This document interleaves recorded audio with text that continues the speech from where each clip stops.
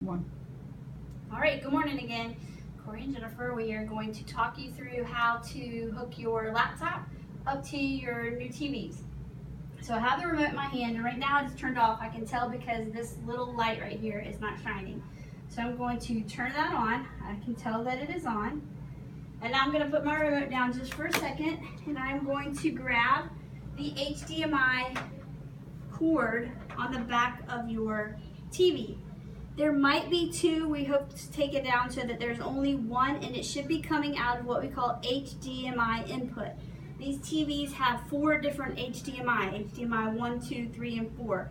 But we hope to plug them all in so that they are going to just HDMI 1. So on the HDMI input side, that will not go into the laptops that we have. So that's why we have to use the little adapter that I gave you on your first day. So I'm going to take the adapter off, and it has the HDMI end that they should fit perfect. There we go. And I would just leave this on, ready to go. You don't need to keep taking this off. This adapter won't really be used for anything else. And then you're going to look on the right side of your computer. There is a little slot that this fits in.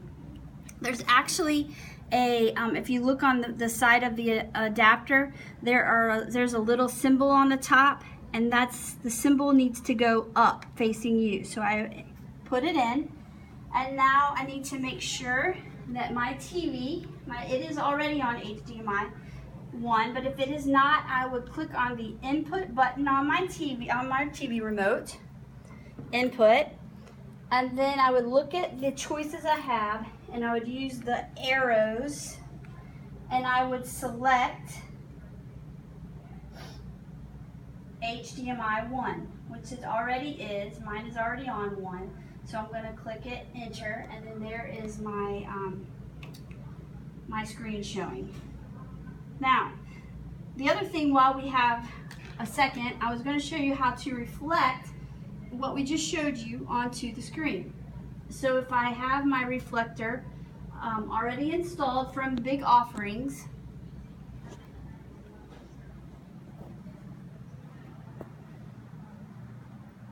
I'm going to click 2 times, and it brings up my little reflector screen down here at the bottom. I've already renamed mine, and I talked about that in the reflector video, which I'm going to make a link for so that you guys can see that as well.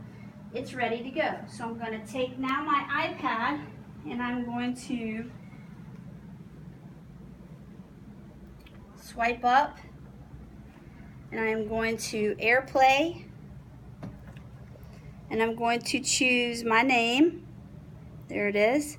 That means it's going to send the image to my computer.